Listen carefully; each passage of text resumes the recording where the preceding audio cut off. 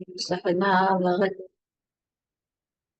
भुनक्तु सह वीर्यं करवावहै तेजस्विनावधीतुमावशावहै। ॐ शान्ति शान्ति शान्तिः। हरिः ओम् श्री गुरुभ्यो नमः। हरिः ओम्।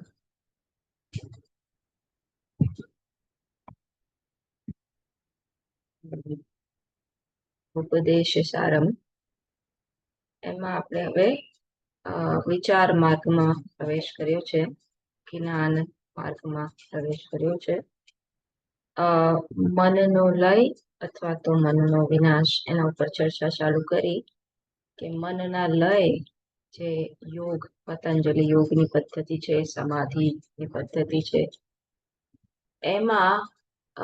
એમાંથી પાછું આવવાનું થાય છે. એટલે કે એક ટેમ્પરરી અવસ્થા, મનની અવસ્થાને પ્રાપ્ત કરી અને પછી એમાંથી પાછું આવવાનું થાય છે. જ્યારે કે આ બીજી પદ્ધતિ છે મનનો વિનાશ, એમાંથી પાછું આવવાનું હોતું નથી, કારણ કે એમાં આપણે મનના મિથ્યાત્વને સમજી ચૂક્યા છે. એટલે આ જે મનના વિનાશને હવે જે પામ્યો છે એ યોગી કેવો છે? એ યોગી ઉત્કૃષ્ટ છે. એ ઉત્કૃષ્ટ યોગી કેમ છે? કારણ કે ક્યારે આ યોગી મનનો વિનાશ કરી શકે? જ્યારે પોતાની સ્થિતિને, પોતાના સ્વરૂપને પામ્યો હોય, જાણ્યું હોય પોતાના સ્વરૂપને, અને એ સ્વરૂપમાં એ સ્થિત રહી શકે, નિષ્ઠ રહી શકે, ત્યારે એ સાધક, ત્યારે એ યોગી મનનો આ પ્રકારે વિનાશ કરી શકે. તો એક શું પ્રક્રિયા છે મનના વિનાશની? એ સમજાવતા કે છે, દ્રશ્યવારિતમ ચિત્તમાત્મનઃ ચિત્વદર્શનમ તત્વદર્શનમ. કે જે પણ તમે વૃત્તિ મનમાં જન્મે છે, તમારા મનમાં, એમાંથી દૃશ્યને કાઢી દો તો જે રહે છે એ ફક્ત ચૈતન્ય છે, એ ફક્ત ચિત્ત છે. કારણ કે ચૈતન્ય હંમેશા છે એઝ અ બેકગ્રાઉન્ડ, અધિષ્ઠાન રૂપે છે, અને વૃત્તિ એના ઉપર અધ્યારોપ કે પ્રોજેક્ટ થાય છે. એ આવે છે અને જાય છે. જેમ પેલો પડદો, પિક્ચર જોવા જઈએ તો પડદો એમનો એમ રહે છે, સ્ક્રીન એમનો એમ રહે છે, એના પર એ મૂવીના ઇમેજીસ આવે છે અને જાય છે. એવી જ રીતના આપણામાં સુખની વૃત્તિ જન્મી, દુઃખની વૃત્તિ જન્મી, કશી પણ વૃત્તિ જન્મી, કશુંક જોઈએ છે ને એની વૃત્તિ જન્મી, કશુંક સાંભળીએ છીએ ને એની વૃત્તિ જન્મી, તો એ આ ચૈતન્ય રૂપી પટ ઉપર આવે છે અને જાય છે. ચૈતન્ય એમનું એમ છે. એવું કેમનું કહી શકાય કે ચૈતન્ય એમનું એમ છે? કારણ કે વૃત્તિ આવે છે અને જાય છે, એ ખબર પડે છે. તો જેને ખબર પડે છે એ સતત છે, એ સતત હોય તો જ ખબર પડે ને. કારણ કે વૃત્તિ તો આવી અને ગઈ, તો વૃત્તિ આવી અને ગઈ એ કોને ખબર પડશે? મનને ખબર પડશે. મન તો વિચારોનો પ્રવાહ છે. મન પોતે, મનની ડેફિનેશન શું છે? મન એટલે શું? મન એટલે વિચારોનો પ્રવાહ છે. એટલે તો પછી આ કોને ખબર પડે છે કે આ મને સુખ હમણાં કલાક પહેલા સુખ થયું, હું સુખી છું એવું જન્મ્યું, અને પછી પાછું જતું રહ્યું, થઈ ગયું. કાં તો પછી હું દુઃખી છું એવું જન્મ્યું, અને એ ઘડી પર આવ્યું અને મારા મન પર આવિર્ભૂત થઈ ગયું અને પછી પાછું જતું રહ્યું. આવું કોને ખબર પડે છે? આવું જેને ખબર પડે છે એ સતત છે કે નહીં? સતત છે. એ જે સતત છે, એ સતત જે છે એ ખાલી આજે ને કાલે સતત છે, કે 10 વર્ષ પહેલા પણ એ જ હતું, કે જેને માર્ક કર્યું હતું કે 10 વર્ષ પહેલા મારું વજન આટલું હતું, થોડું વધારે હતું, હવે ઘટી ગયું છે. 10 વર્ષ પહેલા મને પેઇન નહોતું થતું, હવે બધું પેઇન થાય છે. કે 10 દિવસ પહેલા મને ફ્રેક્ચર નહોતું, અત્યારે ફ્રેક્ચર છે. આ બધું કોને ખબર પડે છે? આ બધું જેને ખબર પડે છે એ જ આ, એટલે સાતત્યમાં ક્યાંય પણ ફેરફાર છે. સાતત્યમાં ક્યાંય પણ ફેરફાર નથી. તો એ જે સતત છે, કેવી રીતના એ ચૈતન્ય એ મારું સ્વરૂપ છે. અને આ દર્શન કરવા એ દરેક દ્રશ્યનો સામનો હું કરું છું, દરેક દ્રશ્યને હું જોઉં છું, ત્યારે હું દ્રશ્યને નથી, દ્રશ્યને હું ત્યારે જ જોઈ શકું જ્યારે હું હોઉં. આ પ્રકારની સત્યતા, વાસ્તવિકતાના દર્શન કરવા કે હકીકતમાં જે દ્રશ્યપણું છે એ તો આવનારું જનારું છે, એ કાયમી નથી. એ જેને આધાર લઈને મારી સામે પ્રગટ થાય છે એ કાયમી છે. એ કાયમી ક્યાં છે? એ મારું જ સ્વરૂપ છે. આ રીતના દર્શન કરવા એ તત્વના દર્શન કરવા છે. દૃશ્યવારિતમ ચિત્તમાત્મનઃ ચિત્વદર્શનમ તત્વદર્શન. પછી ફરી આગળ આ મનનો નષ્ટ કેવી રીતના કરવો? તો માનસં તુ કિમ માર્ગણે કૃતે નૈવ માનસમ માર્ગ આર્જવાત. આ મન શું છે એની ઇન્ક્વાયરી ચાલુ કરો, એ પૂછવાનું ચાલુ કરો, તો મન જેવું કંઈ રહેશે જ નહીં. કારણ કે મન એ કોઈ સ્વતંત્ર વસ્તુ નથી. ચૈતન્યનો પૂછીનો લીધેલું ચેતનતા ને લઈને આ મનની પ્રવૃત્તિઓ બધી થાય છે. તો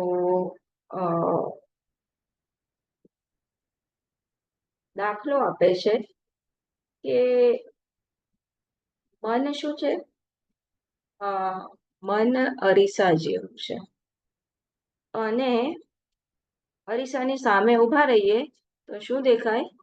આપણું પ્રતિબિંબ.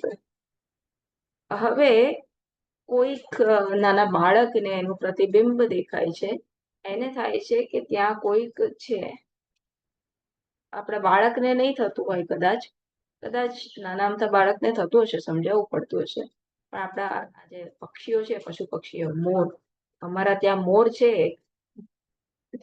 પેલું પાણીનું ફિલ્ટર નું પેલું એ હોય ને, શું કહેવાય, સ્ટીલનું સરફેસ હોય, એટલે એને એમનું પ્રતિબિંબ દેખાય. એટલે એને થાય કે પેલો બીજો મોર છે, એટલે ત્યાં જોશે. રોજની આ એની પ્રક્રિયા, રોજ એ જોશે, એને થાય કે ત્યાં બીજો મોર છે, એટલે આમ જઈને ચાંચ માર્યા કરશે. એવી રીતના આ મિરર હોય અને પ્રતિબિંબ પડે, અને પેલા બાળકને સમજાવવાનું હોય કે શું કે આ પ્રતિબિંબ કોઈ બીજો વ્યક્તિ નથી, આ તો પ્રતિબિંબ મિથ્યા છે, આ આવનારું જનારું છે, આ તું છે. બિંબ, પ્રતિબિંબમાંથી બિંબ તરફ લઈ જવાનું છે. કંઈક એવી જ પ્રક્રિયા અહીં છે કે આપણે વૃત્તિ, એ આપણા મનમાં વૃત્તિઓ આવે છે, મનરૂપી અરીસામાં વૃત્તિ આવે છે. એ વૃત્તિ શું છે? ચૈતન્યનું પ્રતિબિંબ છે. એ ચૈતન્યના પ્રતિબિંબમાંથી આપણને શાસ્ત્રએ બિંબ તરફ લઈ જવું છે. તો કેવી રીતના લઈ જશે? આ પ્રક્રિયાથી કે માનસં તુ કિમ માર્ગણે કૃતે નૈવ માનસમ માર્ગ આર્જવાત.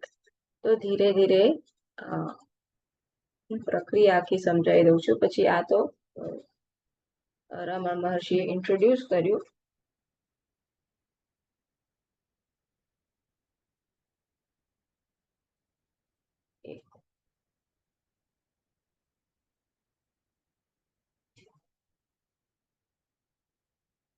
હા, તો બિંબ, પ્રતિબિંબમાંથી બિંબ તરફ કેમનું જઈશું? મિરરનો બાધ કરું તો પ્રતિબિંબ રહેશે. મિરર છે ત્યાં સુધી પ્રતિબિંબ છે. તો મિરરનો બાધ કરું તો પ્રતિબિંબ નહીં રહે, પણ બિંબ રહેશે. બિંબ રહેશે. એવી જ રીતના આ મનરૂપી અરીસાનો બાધ કરું. ક્યારે થાય છે મનરૂપી અરીસાનો બાધ? સુષુપ્તિમાં. સુષુપ્તિમાં મનરૂપી અરીસાનો બાદ થાય છે, એ મર્જ થઈ જાય છે, બરાબર, લય પામે છે પોતાના સ્વરૂપમાં. તો ત્યારે પ્રતિબિંબ હોય છે, કોઈ વૃત્તિ હોય છે, નથી હોતી, અને છતાં હું હોઉં છું. હું ના હોત તો હું જાગ્યા પછી એવું ના કહેત કે હું સુખેથી સૂતો. આજે તો મને એવું થતું હતું કે જાણે 1 કલાક વધારે સૂઈ જવું. કેમ? પોતાના સ્વરૂપનો આનંદ ના લીધો હોત તો આવું થાત કે 1 કલાક વધારે સૂઈ જવું. તો મનરૂપી અરીસાનો બાદ કરીએ, પ્રતિબિંબનો પણ બાદ થઈ જાય છે, અને ત્યારે અને છતાં ચૈતન્ય રહે છે સુખની પળોમાં. કે કોઈક જોક મેં કીધો અને ખડખડાટ તમે સી પડ્યા, એ પળમાં મન અસ્તિત્વ રહે છે, અથવા તો તમે એ અસ્તિત્વને, ઇન્ડિવિજ્યુઆલિટીને પકડી રાખો છો, કે તમે ઘડી પર ઇન્ડિવિજ્યુઆલિટીને ભૂલી જાઓ છો. એટલે ત્યારે ભલે વૃત્તિ કંઈક આવી, તમને કોઈકે જોક સંભળાવ્યો, એ એક વૃત્તિ રૂપે આવ્યું, પણ જ્યારે તમે ખડખડાટ હસ્યા તો એ વૃત્તિ પણ આવીને જતી રહી, અને એ મનરૂપી અરીસો પણ આમ ઘડી પર તો એ સુખની, આનંદની પળમાં એનો બાદ થયો, અને વૃત્તિનો પણ બાદ થયો. વૃત્તિ આવી ખરી, પણ પછી એ તમને આનંદ જ્યારે આપવા માંડ્યું, ત્યારે એ મનરૂપી અરીસાનો પણ બાદ થયો. તમને એની સભાનતા નથી રહેતી કે આ મારું મન, કે આ વૃત્તિ, એ વૃત્તિની સભાનતા પણ નથી રહી, એ મનની સભાનતા નથી રહી, અને તમે ભોગતા અને ભોગ, આ પ્રકારના ભેદ તમારામાં રહ્યા નથી. કે ચલો, જોકમાં તો તમે સાંભળ્યું, તો સાંભળનાર અને સાંભળવાનો વિષય, આ પ્રકારનો ભેદ નથી રહેતો. તો કશુંક લાડુ ખાઓ અને એ આનંદ આવે, એ આનંદની પળમાં આ લાડુ મેં ખાધો અને હું એનો ખાનાર, આ પ્રકારની જે ડિવિઝન હોય છે, એ ડિવિઝન પણ રહેતું નથી. તો આ પ્રકારે વિચાર કરું કે મન શું છે, તો મનનું સ્વતંત્ર અસ્તિત્વ રહેતું નથી. અહીં જુદી રીતના કહે છે, અહીં આત્મ અનાત્મ વિવેક કરવાની વાત કરે છે. અહીં આપણે 2-3 પ્રકારે જોયું. આપણે જોયું કે ઇન્ડિવિજ્યુઆલિટી જ્યારે નથી રહેતી ત્યારે ચૈતન્ય બાકી રહે છે, એ રીતના આપણે અત્યારે જોયું. પણ બીજી શી રીત છે કે ધારે કે અરીસાની સામે હોઈએ અને અરીસાનો મનથી બાદ કરી દઈએ કે આ અરીસો નથી, તો પડછાયો હોય ના હોય, પ્રતિબિંબ હોય ના હોય, અને છતાં હું હોઉં. અરીસો નથી, પ્રતિબિંબ નથી, અને છતાં બિંબ, મારું મુખ હોય. અરીસો અને પ્રતિબિંબ ના હોય, છતાં મારું મુખ હોય. તો એ રીતના આ મનરૂપી અરીસો ના હોય તો વૃત્તિ, હું સુખી છું એવી વૃત્તિ ના હોય, અને છતાં હું હોઉં, છતાં હું છું. એ હું કેવો છું, એ શાસ્ત્રએ કેવું છે, એ હું છું, ભાસું છું, અને આનંદ સ્વરૂપ છું. એટલે કે આનંદ સ્વરૂપ છું એટલે શું છે? એટલે અનંત છું. આનંદ એટલે શું? આનંદ એટલે અનંત. આનંદ એટલે શું? આનંદ એટલે શું? આનંદ એટલે શું? મને આનંદ જોઈએ છે. શું જોઈએ છે હકીકતમાં? આપણને આનંદ જોઈએ છે કે આનંદથી જે થાય છે એ જોઈએ છે? આપણને સફળતા જોઈએ છે કે સફળતાથી જે મળે છે એ જોઈએ છે? What is success? સક્સેસ, સફળતાની પાછળ કેમ જઈએ છીએ? આપણે સફળતા જોઈએ છે. એ સફળતામાંથી શું શું મળે છે? સફળતામાંથી આનંદ મળે છે. એવી રીતના હવે પ્રશ્ન કરું છું હું કે આપણને આનંદ જોઈએ છે કે આનંદમાંથી કશુંક મળે છે એ જોઈએ છે. આનંદમાંથી શું મળે છે? જ્યારે આનંદ થાય ત્યારે શું થાય છે?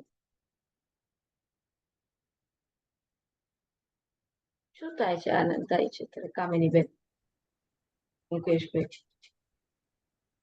આપણે આપણા પોતાના સ્વરૂપમાં એકરૂપ થઈ જઈએ છે, તો જ એ આનંદ, એટલે સ્વરૂપ જ જે આનંદ છે. એટલે આપણે આનંદના લક્ષણે જાણે આપણને એમ થાય છે કે આનંદ મળ્યો, પણ વાસ્તવમાં આપણે આપણા સ્વરૂપમાં જ એકરૂપ થઈ જઈએ છીએ એ સ્થિતિમાં. એ સ્થિતિમાં કામિનીબેન, તમારે શું કેવું છે?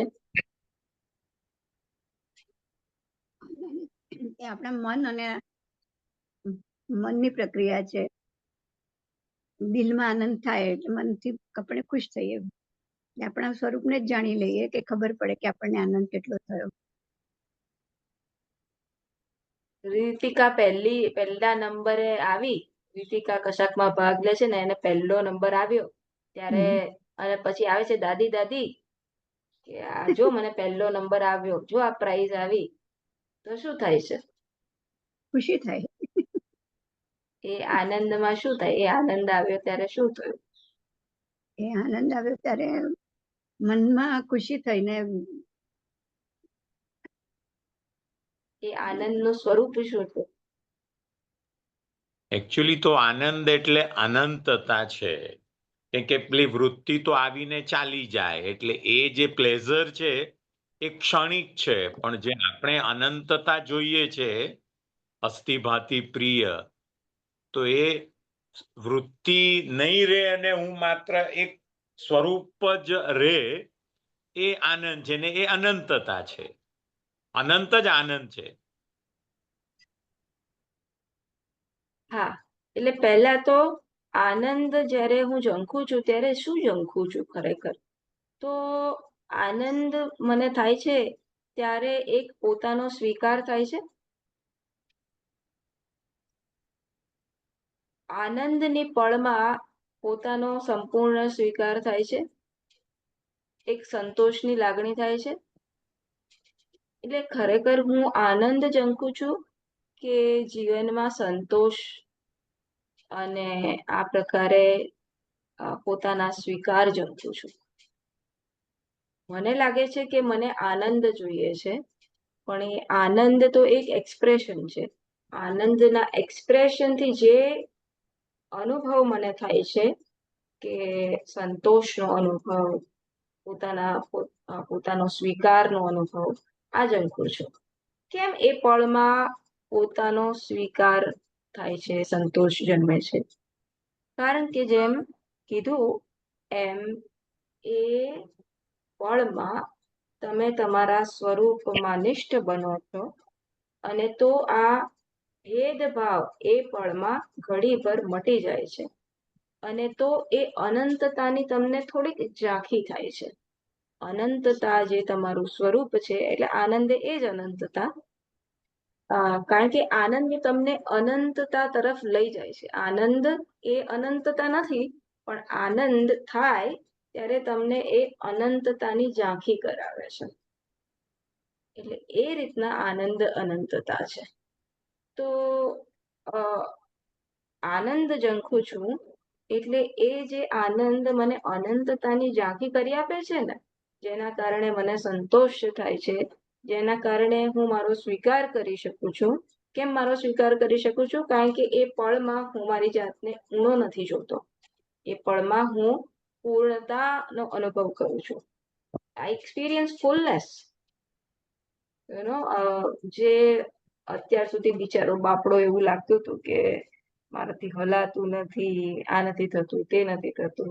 ઘડી ભર કોઈ કહી દે, કોઈ જોક કરી દે, અને ઘડી ભર હું હસી લઉં, તો બધું ભૂલી અને ઘડી ભર હું એ પૂર્ણતાનો અનુભવ કરું છું. આવીને ભલે ચાલી જાય, પણ એની ઝાંખી તો કરી આપે છે. એટલે આનંદ જ્યારે ઝંખું છું ત્યારે શું ઝંખું છું? આ અનંતતા ઝંખું છું. એ અનંતતા એ જ મારું સ્વરૂપ છે. એટલે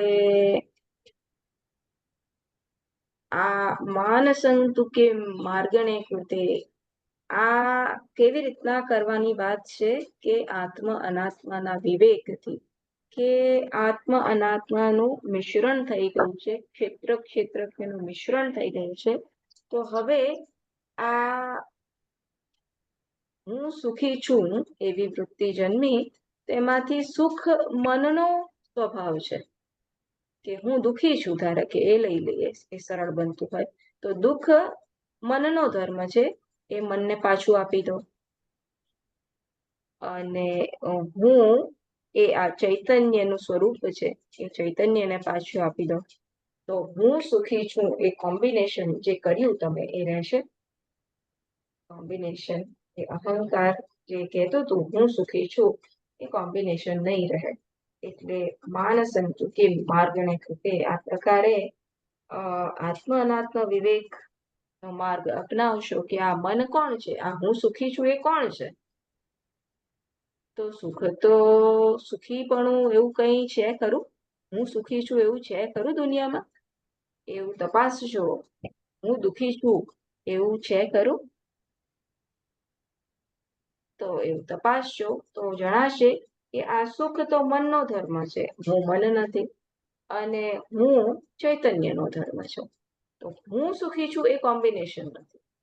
હું છું, હું સત છું, ચેત છું, આનંદ છું, પણ હું દુઃખી છું એ કોમ્બિનેશન હું કરી ના શકું. તો આ પ્રકારે વિચારની પદ્ધતિ એટલે આત્માનાત્મ વિવેકની પદ્ધતિ અપનાવીશ તો હું સુખી છું અહંકારનું અસ્તિત્વ રહેશે નહીં. પછી આપણે આ જોયું હતું લાસ્ટ ટાઈમ કે વૃત્તિયસ્ત્વહમ વૃત્તિમાશ્રિતાઃ વૃત્તયો મનો વિત્યહમ મનઃ. બે પ્રકારની વૃત્તિ છે, એક ઇદમ વૃત્તિ અને એક અહમ વૃત્તિ. અને આ જે ઇદમ વૃત્તિ છે, સુખી છું એ ઇદમ વૃત્તિ છે, હું સુખી છું એ ઇદમ વૃત્તિ છે. એ કોને આશ્રિત છે? હું છું એ વૃત્તિ ઉપર આશ્રિત છે. તો હું છું, હું ઉઠું જાગું ત્યારે પહેલી વૃત્તિ કઈ થાય છે? હું છું. પછી હવે હું સ્ત્રી છું, હું પુરુષ છું, આ વૃત્તિ જન્મે છે. એટલે પહેલી વૃત્તિ હું છું થાય, પછી જ હું સ્ત્રી છું, પુરુષ છું, આ બધી ઇન્ડિવિજ્યુઆલિટીના ખ્યાલ આવી શકે.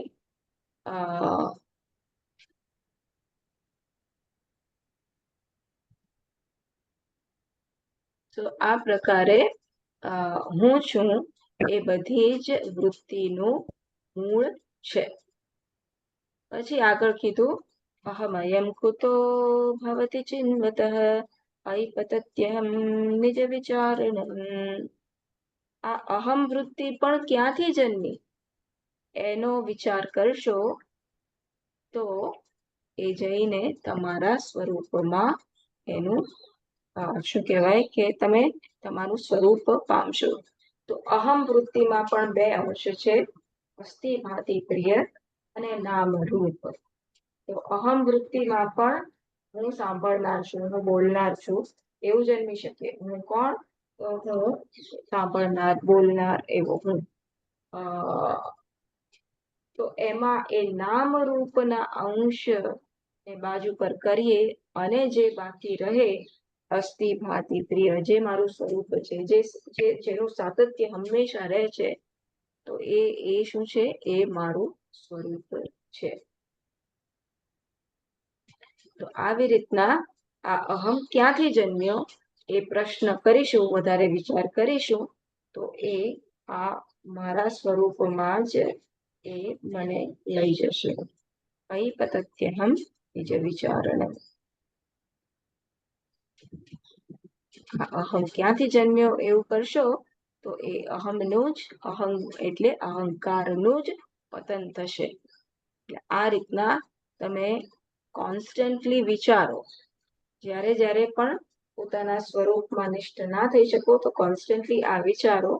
તો આ પ્રકારે અહંકારને તમે સતત તમે એને તો એના સ્વરૂપમાં એનો લય કરી શકશો. આગળ 20માં કીધું અહમ વિનાશભાજહમ હંતયા સ્ફુરતિરુત સ્વયં પરમ પૂર્ણ સત.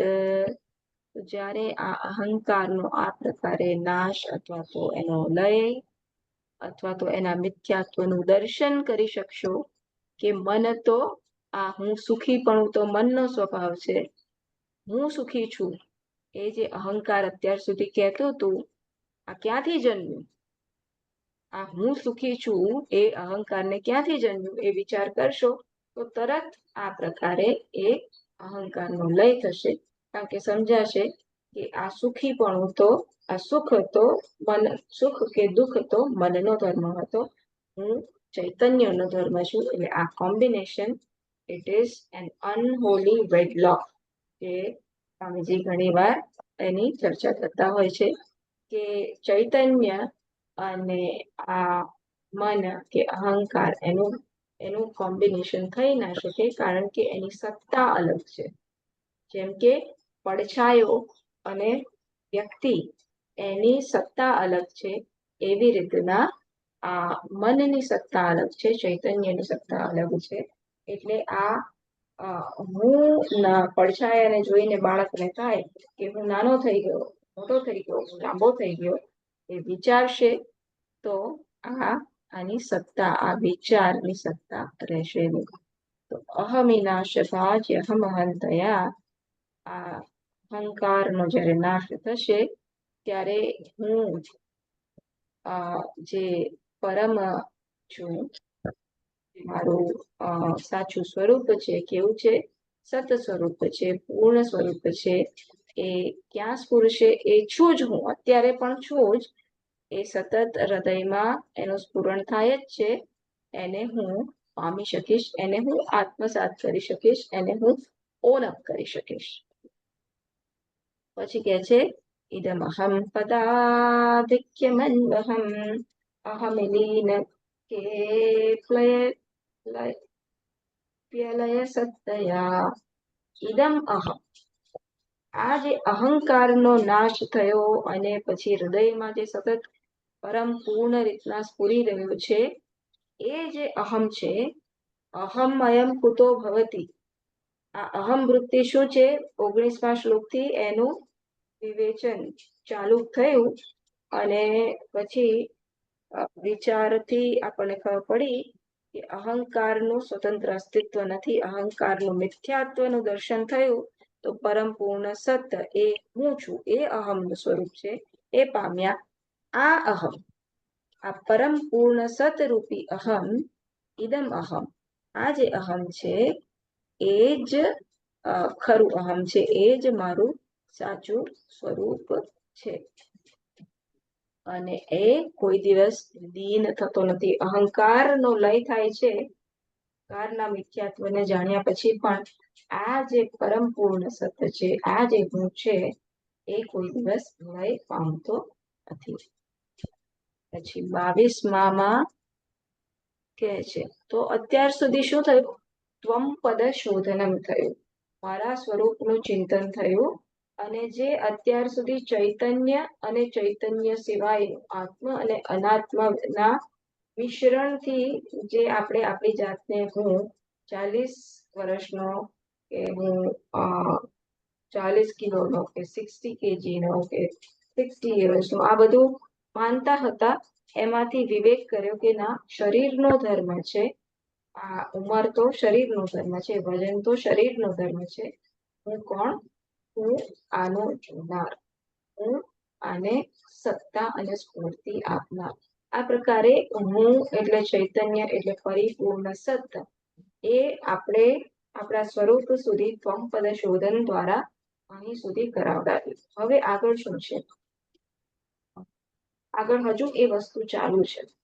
22માં પણ હજુ એ વસ્તુ ત્વમપદ શોધનમ ચાલુ છે. શું છે, વિગ્રહેન્દ્રિય પ્રાણધીતમઃ નાહમેક સત્તજ્જડમ્ય સત. તો આ વિગ્રહ એટલે કે શરીર, અન્નમય પુરુષ, ઇન્દ્રિય, પ્રાણમય પુરુષ, ધી વિજ્ઞાનમય કોશ તમઃ આનંદમય કોશ ન અહમ આ હું નથી, આ પંચકોશ હું નથી. એક સત હું કોણ છું? હું એક સત છું.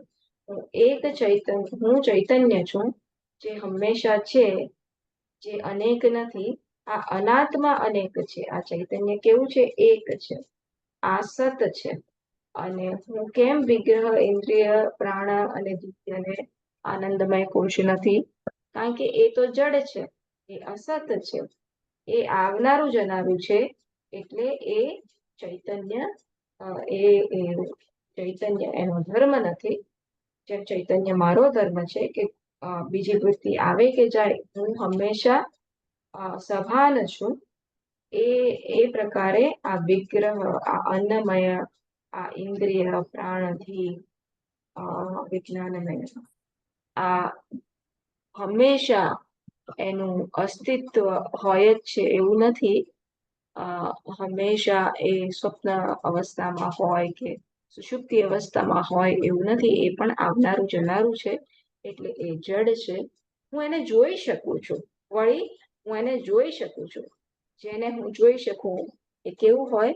એ જડ હોય, એ દૃશ્ય હોય. જેને હું જોઈ શકું એ દૃશ્ય હોય. જે દૃશ્ય હોય એ કેવું હોય? એ જડ હોય. એ ચૈતન્ય ના હોઈ શકે. તો વિગ્રહ, ઇન્દ્રિય, પ્રાણથી તમઃ અન્નમય, પ્રાણમય, વિજ્ઞાનમય, આનંદમય, આ મનોમય, આ હું નથી. હું કોણ છું? હું એક સત છું. હું એક ચૈતન્ય છું. અને આ બીજું બધું છે એ જડ છે, સત છે, આવનારું જનારું છે. ઉછીના લીધેલા પ્રકાશમાં પ્રકાશે છે. મારા પ્રકાશમાં એ પ્રકાશે છે. પછી આગળ કહે છે સત્વભાસિકા ચિત્કવેતરા સત્તયા હ્યહમ. તો આ સત અને ચિત્ત શું જુદી વસ્તુ છે? હવે સત અને ચિત્ત ઉપર ચિંતન ચાલી રહ્યું છે કે શું એવું છે કે એક બાજુ સત છે ને એક બાજુ ચિત્ત છે? આ ફોન મારા હાથમાં છે, આ ફોન છે એવી તમને વૃત્તિ થાય છે. તો ફોનનું હોવું અને ફોનની સભાનતા બે અલગ વસ્તુ છે. કે ફોનની હોવું, આ ફોન છે એવી ક્યારે ખબર પડે? ફોનથી સભાન હોવ ત્યારે. ફોનથી ક્યારે સભાન હોવ? જ્યારે ફોન છે ત્યારે. એવી રીતના પછી પણ વૃત્તિ ની સભાનતા ક્યારે થાય? એ વૃત્તિ હોય ત્યારે. એટલે હોવું અને ભાસવાપણું એને તમે સેપરેટ ના કરી શકો. એટલે એક જ સિક્કાના બે પાસા છે, હોવું અને ભાસવું.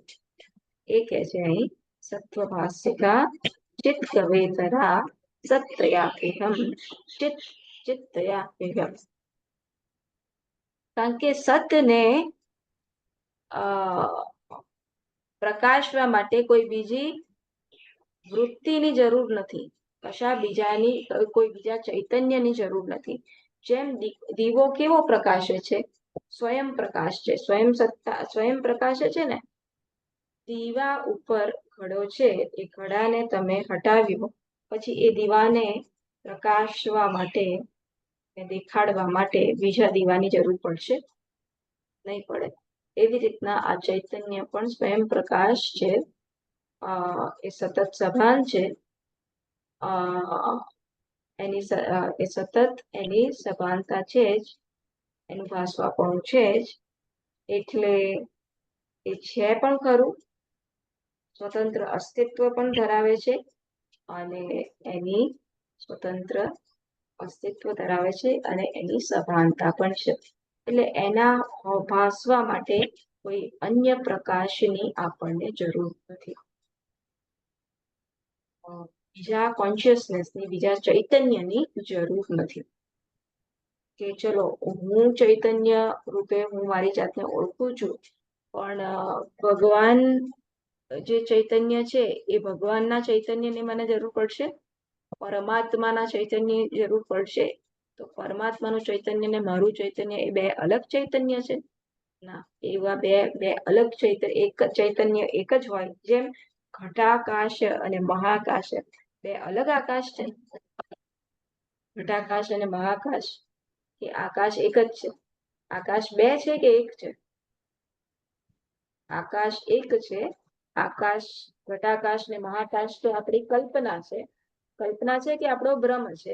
એવી રીતના બે ચૈતન્ય નથી, ચૈતન્ય અનેક પણ નથી, ચૈતન્ય એક જ છે. જેમ અગ્નિના તણખા અનેક નથી, અગ્નિ એક જ છે, પણ પેલા શું કહેવાય, ઉપાધિમાં અનેકતા છે. અગ્નિ એક જ છે, ઇલેક્ટ્રિસિટી પણ એક જ છે.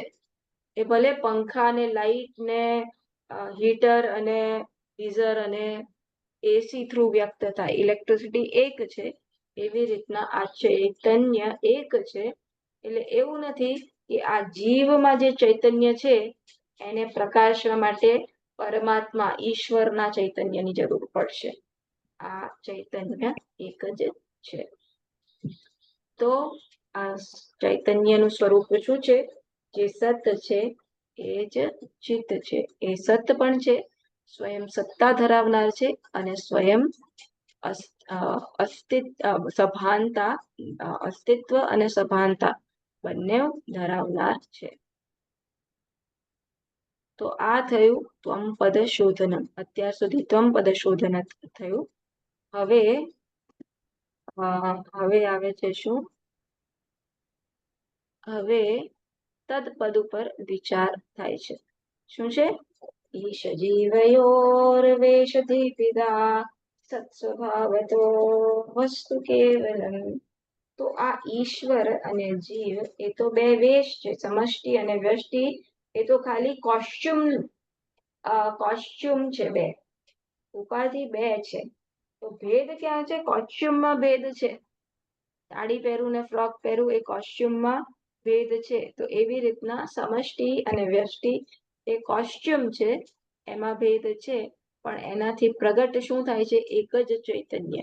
મહાકાશ અને ઘટાકાશ તો કોસ્ચ્યુમમાં ફેર છે, પણ એનાથી જે અભિવ્યક્ત થાય છે આકાશ, એમાં કોઈ ફરક નથી.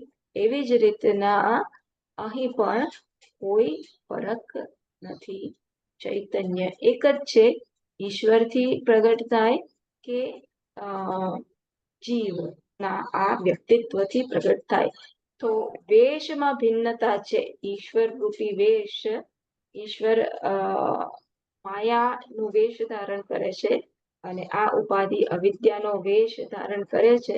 એમાં ફરક છે, પણ એના દ્વારા જે પ્રગટ થાય છે ચૈતન્ય, એમાં કોઈ ફરક નથી.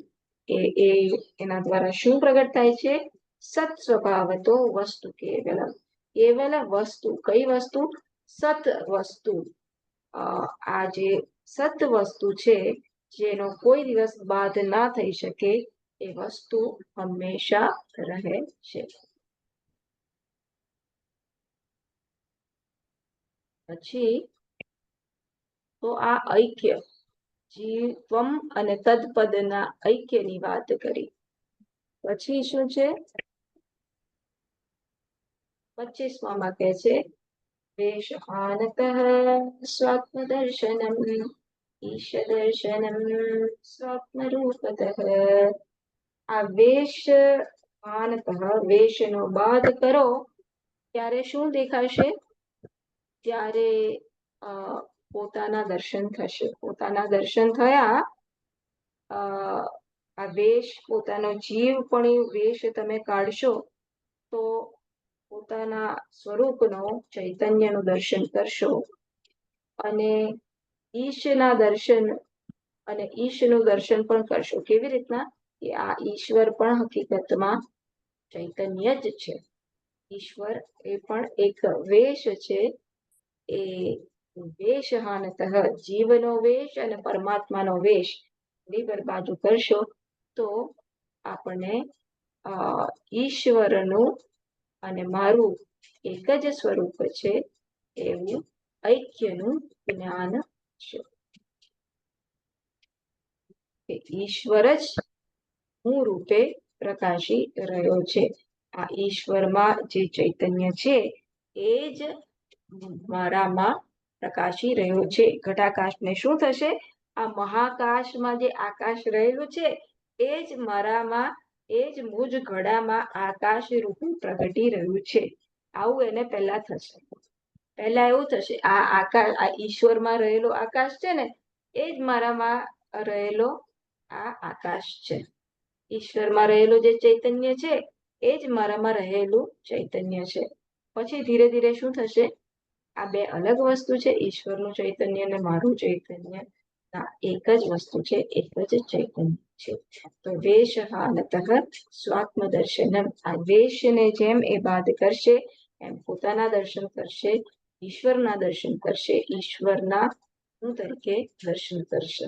વોટ ઇઝ ધીસ ઈશ્વર? એ દર્શન થશે.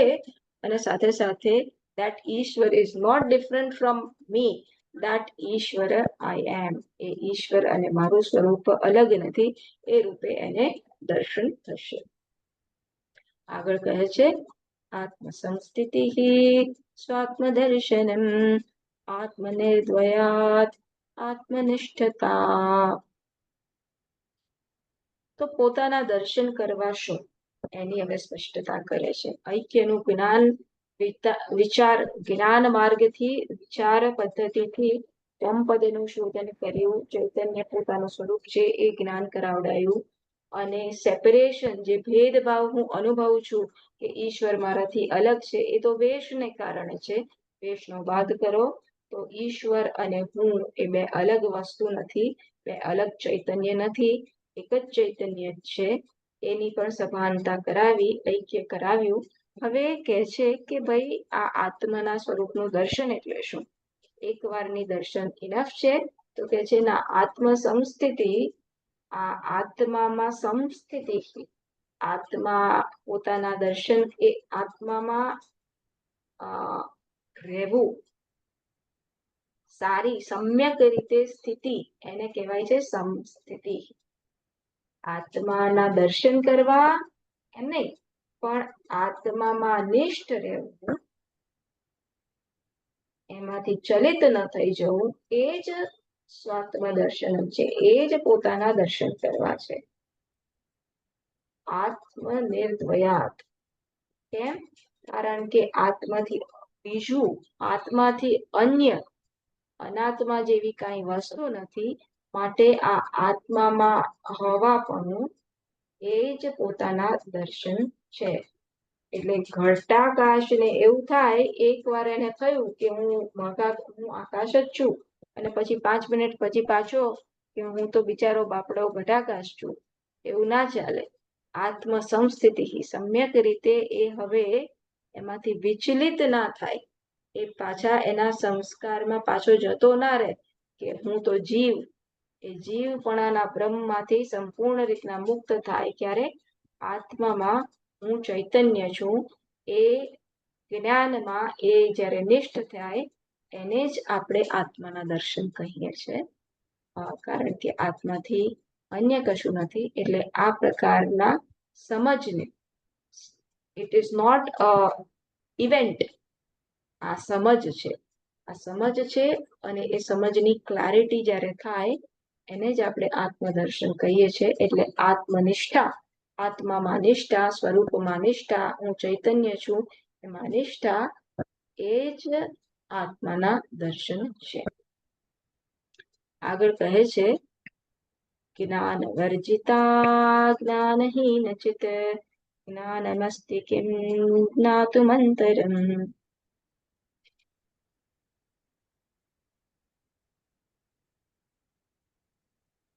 આ જ્ઞાન શું છે? જ્ઞાન કોઈ વૃત્તિ છે?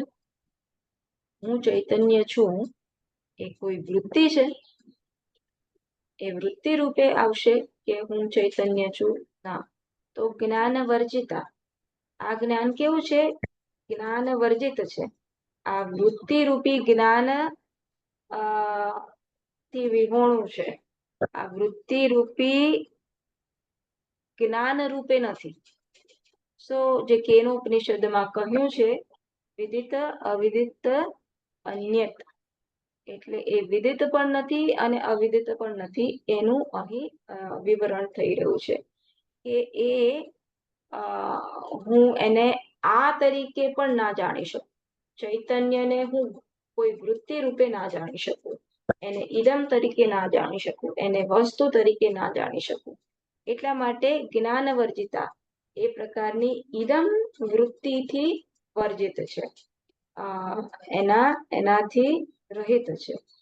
અને તો કેવું છે, અજ્ઞાન રૂપી છે, અજ્ઞાન એનું સ્વરૂપ છે, હું એને જાણી જ ના શકું ના, કારણ કે એ મારું સ્વરૂપ છે, હું હંમેશા એનાથી સભાન છું, હું એટલે એનાથી અજાણ છું એવું પણ નથી, એટલે અજ્ઞાન પણ નથી. એટલે અહીં વૃત્તિરૂપી જ્ઞાન પણ નથી અને અજ્ઞાનતા રૂપી અજ્ઞાન સ્વરૂપ પણ નથી. એટલે આ બંનેનો બાદ કરે છે અહીં જ્ઞાનમસ્તી. આ પ્રકારનું જ્ઞાન છે. જ્ઞાન કેવું છે? વૃત્તિરૂપી જ્ઞાન નથી અને છતાં અજ્ઞાનથી રહિત છે. હંમેશા છું છું છું એ આ પ્રકારનું જ્ઞાન છે. કિમ જ્ઞાતુમ અંતરમ, એટલે એમાં કોઈ જ્ઞાતા અને જ્ઞેય આ પ્રકારનું ડિવિઝન નથી. જે સામાન્ય રીતના મારે ફોનને જાણવો હોય તો હું ફોનનો જાણનાર અને આ ફોન જાણવાનો વિષય, આવો ભેદ રહે છે. આ જ્ઞાનની વૃત્તિ થાય છે મારા મનમાં કે આ ફોન છે, એ જ્ઞાનની વૃત્તિ થાય છે અને આ ફોન જ્યાં સુધી નથી ત્યાં સુધી હું અજાણ છું. તો આ પ્રકારના જે વૃત્તિથી આ પ્રકારની ભેદભાવથી આ જ્ઞાતા જ્ઞેય જ્ઞાન આ પ્રકારના ભેદભાવથી રહિત જે સ્વરૂપભૂત જ્ઞાન છે, ચૈતન્ય છે, અવેરનેસ છે, એ મારું સ્વરૂપ છે.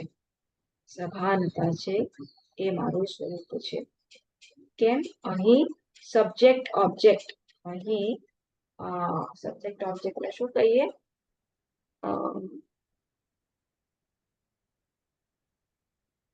ગુજરાતીમાં શું કહેવાય સબ્જેક્ટ ઓબ્જેક્ટને?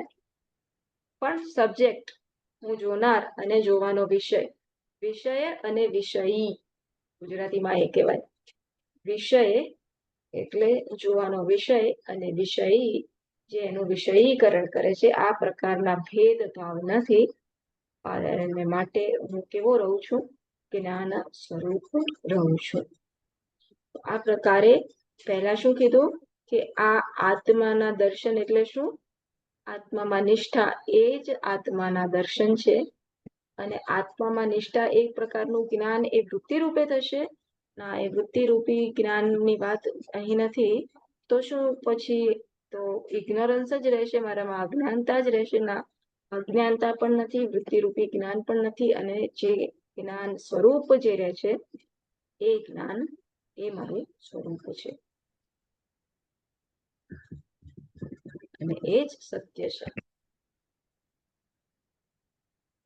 આગળ કહે છે કિમ સ્વરૂપમેત્યાત્મદર્શને અવ્યયા ભવા પૂર્ણચિત સુખમ.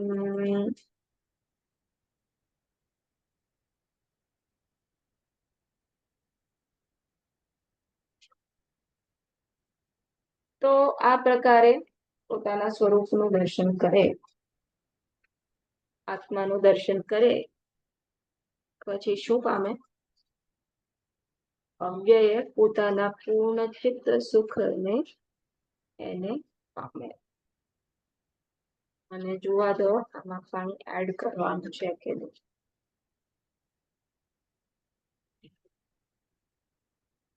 તો આગળ કહ્યું જ્ઞાન અને અજ્ઞાન બંનેના ભ્રમ જ્યાં દૂર થાય છે, જ્ઞાતા જ્ઞેયનો બંનેનો ભેદ જ્યાં રહેતો નથી, એટલે જે આનંદની પળમાં હું ભોગવનાર, હું ભોગતા અને આ ભોગવવાનો વિષય, એ ભેદભાવ જે રહેતો નથી અને હું કેવો ઐક્યનો અનુભવ કરું છું.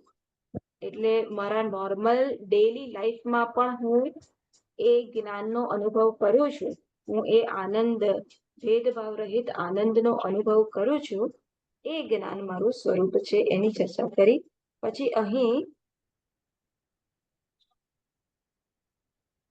કિમ સ્વરૂપમ ઇત્યાત્મદર્શને સતી સપ્તમી છે. એટલે જ્યારે હું આ પ્રકારે સ્વરૂપનું દર્શન કરું તો શું થાય? ફળની વાત કરે છે. જ્ઞાન આ પ્રકારે થયું તો શું થાય? જ્ઞાનના ફળની વાત કરે છે. આનંદ प्राप्ति नो उपाय कहे छे कि आ प्रकारे स्वरूपना दर्शन थी मेरा स्वरूप क्या है इस प्रकार विचार करने पर जब आत्मदर्शन हो जाता है तब नाश रहित अव्यय अभवा એટલે સહજ એટલે જે ઉદ્ભવ્યું નથી તે જેનો જન્મ નથી થયો એવો અભવા સહજ જે નેચરલી છે આવનારું જનારું નથી और सब ओर से पूर्ण अपूर्ण पूर्ण खाली पूर्ण નથી કીધું अपूर्ण એટલે સમુદ્ર अपूर्ण ભગવદ ગીતામાં જે શ્લોક છે ને अपूर्ण આખો શ્લોક મને યાદ નથી આવતો પણ જેમ વરસાદમાં પેલા ખાબોચિયા પહેલા તો ભરેલા છે પણ ધમધોકાર વરસાદ આવે તો કેવું નદીમાં પૂર આવે છે જાણે કે બધી બાજુથી પાણી પાણી પાણી પાણી અપૂર્ણ બધી તરફથી હવે એ ખાબોચિયાનું મહત્વ રહેતું નથી નાના નાના કારણ કે નદી આખો છલોછલ ભરેલી છે એવી રીતના અપૂર્ણ સબ ઓર સે પૂર્ણ પૂર્ણ શું ચિત્ત સુખમ ચૈતન્ય રૂપ અને આનંદ સ્વરૂપની પ્રાપ્તિ થાય છે તો આ પ્રકારે પોતાના દર્શન કરવાથી એ પૂર્ણતાનો ચૈતન્ય સભાનપણે પોતાના આનંદનો એટલે કે પોતાની અનંતતાનો અનુભવ કરે છે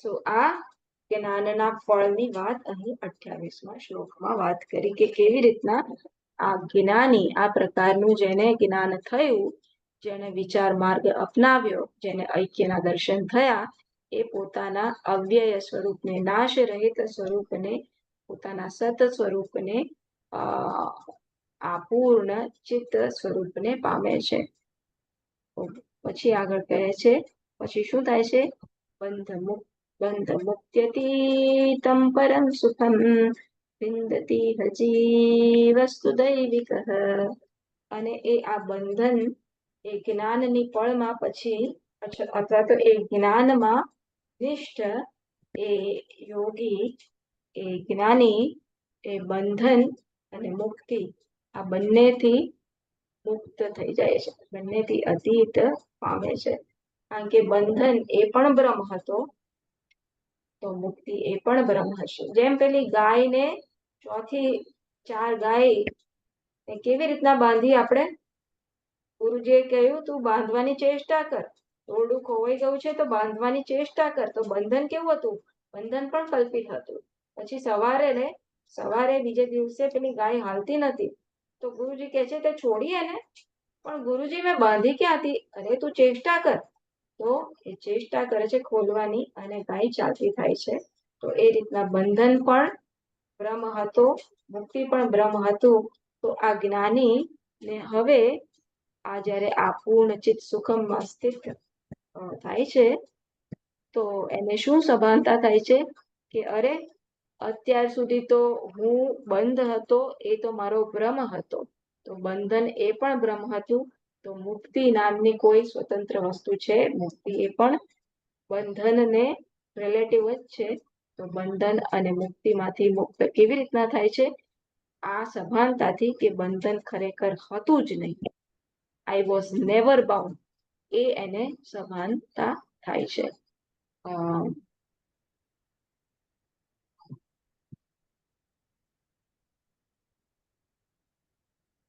તો અહીં શું કહે છે आत्मबोध से दैविक देहात्म भाव से रहित आत्मनिष्ठ बंधन और मोक्ष से अतीत परम सुख प्राप्त करता है परम सुख ने प्राप्त करे छे मुक्ति की स्फूर्ति भी बंधन की स्फूर्ति की अपेक्षा से ही है इसलिए तत्वज्ञ की सहज अवस्था अज्ञानियों की दृष्टि से मुक्ति कही जाती है એટલે આ મુક્તિ પણ રિલેટિવ સેન્સમાં છે એ કહેવા માંગે છે. બંધનની અપેક્ષાએ મુક્ત કીધું, પણ જ્ઞાનીને શું સભાનતા થાય છે કે 10મા છોકરાને શું સભાનતા થાય છે કે હું જ 10મો હતો, એટલે 10મો ખોવાયો જ નતો કોઈ દિવસ. એટલે પોતાની ભૂલ સમજાય છે કે ચશ્મા મારા માથા પર જ હતા, તો ચશ્મા મળવા એટલે શું, ચશ્મા ખોવાયા જ નતા. મારા ગળાની માળા મળવી એટલે શું કે માળા ખોવાઈ જ નથી. એવી રીતના આ બંધન હતું જ નહીં, એની સભાનતા થવી. जो साक्षात्कार संपन्न है उसे बंध की स्फूर्ति नहीं तो मोक्ष की स्फूर्ति कहाँ से होगी। इसीलिए उसकी अवस्था बंध और मोक्ष से अतीत कही गई है।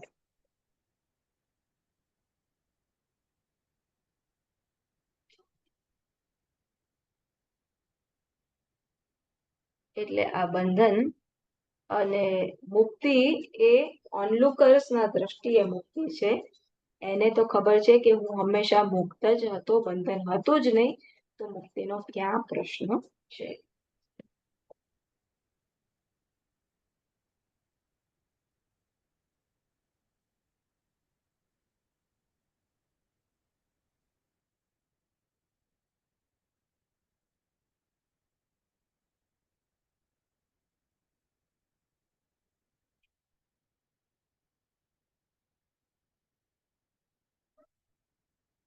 પછી કહે છે હું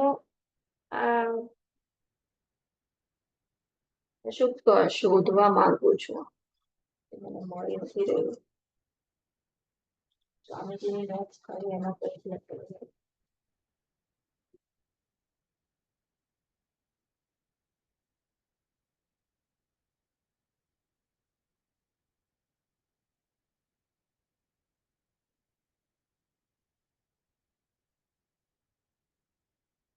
તો બંધ વાસ્તવિક નથી, માટે મુક્તિ પણ વાસ્તવિક નથી.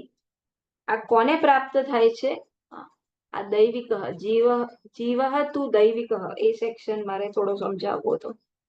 આ કોને પ્રાપ્ત થાય છે, બધું વાસ્તવિક નથી, માટે મુક્તિ પણ વાસ્તવિક નથી. કોને પ્રાપ્ત થાય છે, દૈવિક જીવ. આ જીવ અહંકારને આ સુખ પ્રાપ્ત થાય છે. તો બ્રહ્મની નિવૃત્તિ એટલે શું, દશમાની પ્રાપ્તિ. બંધન મારું સ્વરૂપ હોય તો વિરોધ ના હોય, પણ બંધન મારું સ્વરૂપ નથી, એટલે માટે સતત મને વિરોધ છે.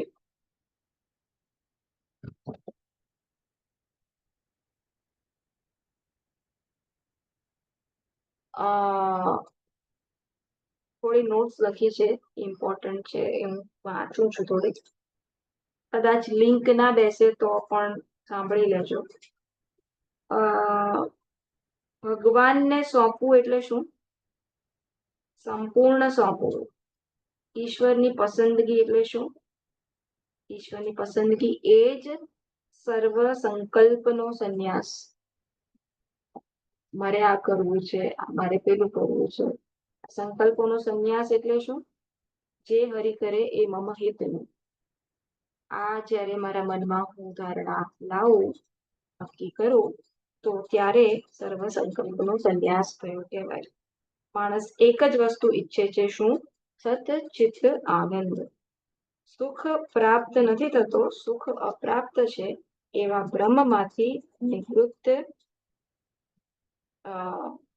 જ્ઞાન આપણને સુખ અપ્રાપ્ત છે એવા બ્રહ્મમાંથી નિવૃત્ત કરે છે. જેમ 10મો છોકરો ખોવાઈ ગયો હતો, એ બ્રહ્મમાંથી નિવૃત્ત કરે છે. મહાત્મા જયારે કહે છે તું જ 10મો છે, એ રીતના આ શાસ્ત્રો આપણને તું જ સુખ સ્વરૂપ છે, એ સ્વરૂપનું જ્ઞાન કરાવીને સુખ અપ્રાપ્ત હતું અને એને પ્રાપ્ત કરવાનો વિષય છે, એ બ્રહ્મમાંથી આપણને દૂર કરે છે. પછી આ દૈવિક જીવ એની જે વાત કરે છે, એ અહીં અધિકારિત્વની વાત કરે છે.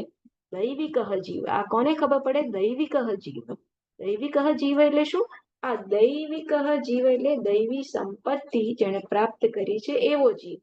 જે ભગવદ્ ગીતામાં દૈવી સંપત્તિની વાત કરી છે કે આસુરી સંપત્તિ અને દૈવી સંપત્તિ, એટલે એકલી દૈવી સંપત્તિ પ્રાપ્ત કરી ચાલે કે પહેલા આસુરી સંપત્તિનો ત્યાગ કર્યો હોય પછી દૈવી સંપત્તિનો આવિર્ભાવ, જે મારું સ્વરૂપ જ છે એનો આવિર્ભાવ મારે કરવાનો છે, એને ડિસ્કવર કરવાનો છે અને એને ઉન્નત કરવાનો છે. તો આવા સંપત્તિને જેને પ્રાપ્ત કરી છે એટલે અધિકારીત્વ જેને પ્રાપ્ત કર્યું છે, એટલે કે 20 મૂલ્યો જે 13મા અધ્યાયમાં કીધા, જેણે યજ્ઞ દાન તપ આ પ્રકારનું જીવન જીવ્યા છે, જેના બુદ્ધિમાં સાત્વિકતા છે, જેના મનમાં પ્રસન્નતા છે, આવો અધિકારી મનુષ્ય આ જ્ઞાનને પોતાના સ્વરૂપને પામી શકે, પોતાના સ્વરૂપમાં નિષ્ઠ થઈ શકે અને ત્યારે એ આ બંધન અને મુક્તના ખ્યાલથી ભ્રમથી મુક્ત થઈ શકે. દૈવ એટલે શું? દૈવિક કેમ કીધું? દૈવ એટલે ઈશ્વર કૃપા, જેને અનેક જન્મમાં આમ દેવત્વ પ્રાપ્ત કર્યું છે, એટલે કે અસુરત્વને દૂર કર્યું છે અને ઈશ્વરને એને જ્ઞાન માટે અથવા તો ઈશ્વરે જ્ઞાન માટે એને પસંદ કર્યો છે. કોણે? એને ઈશ્વરને પકડ્યા છે કે ઈશ્વરે એને પકડ્યા છે? પેલું શું છે, માર્જવ ન્યાય કે પછી મર્કટ ન્યાય? પેલા વાંદરાના બચ્ચા વાંદરાને પકડી રાખે છે, એની માને પકડી રાખે છે, અને બિલાડી એના બચ્ચાને પકડી રાખે છે. એટલે ઈશ્વરે આપણને પેલા બિલાડી એના બચ્ચાને પકડી રાખે એમ પકડી રાખ્યા છે કે પછી આપણે ઈશ્વરને પકડી રાખ્યા છે? આપણે બંને કરવાનું. આપણે ઈશ્વરને પકડી રાખીશું ને વાંદરાની જેમ, પેલા માખડાની પેલું એના બચ્ચાની જેમ, તો ઈશ્વરે આપણને પકડી જ રાખશે. બંને ન્યાય લાગવું પડશે.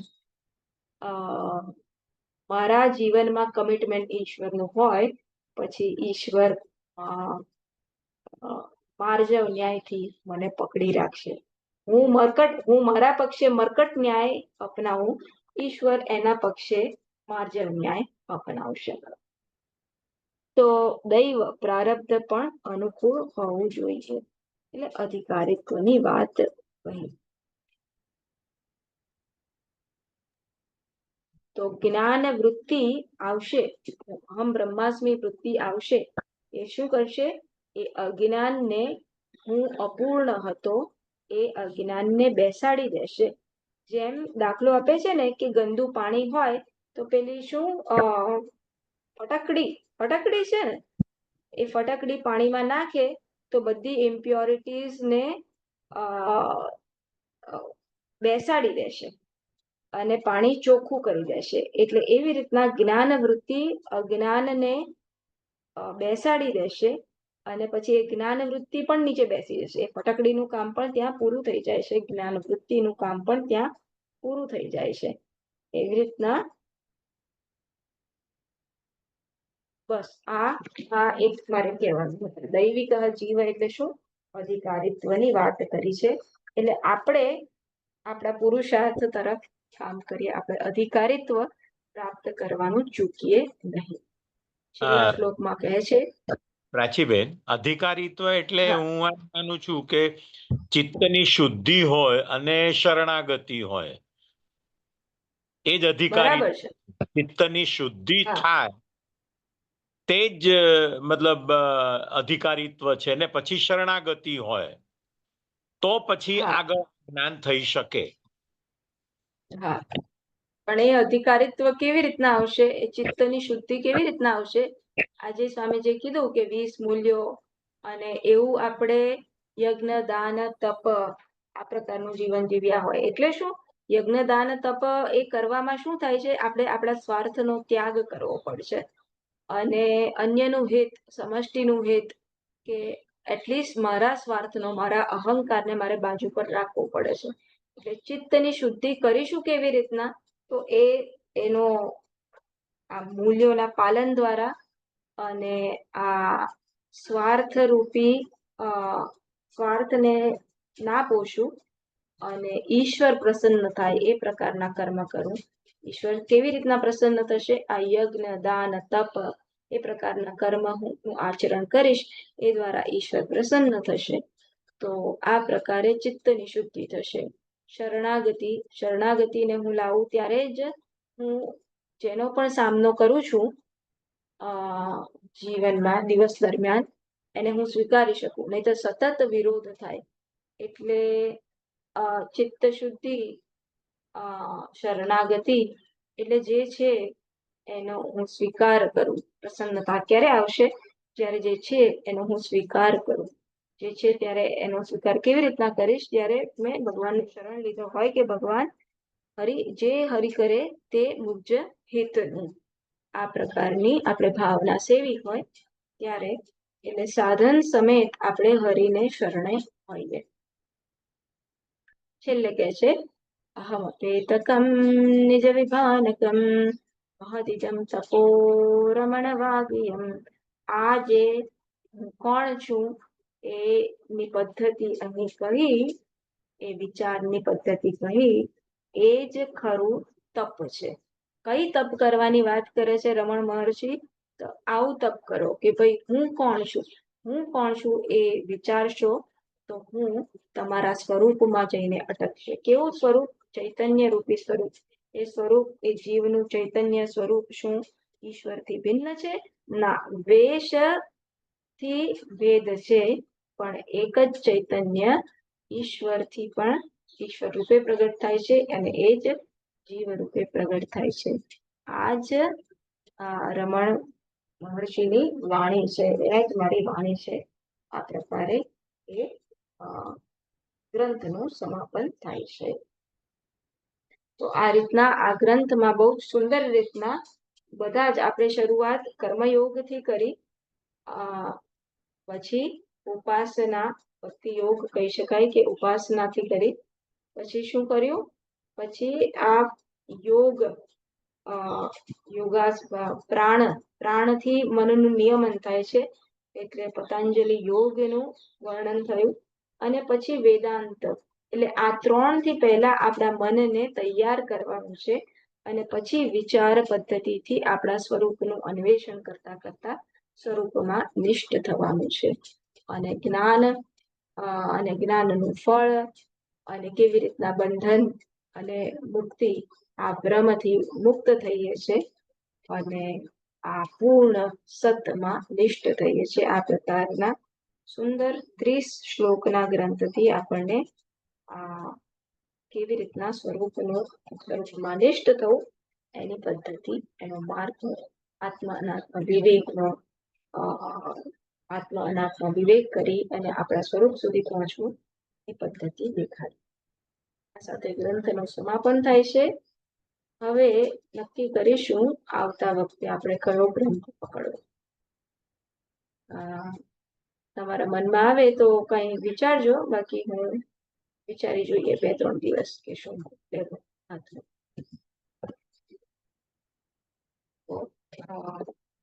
પૂર્ણમદઃ પૂર્ણમિદં પૂર્ણાત પૂર્ણમુદચ્યતે પૂર્ણસ્ય પૂર્ણમાદાય પૂર્ણમેવાવશિષ્યતે.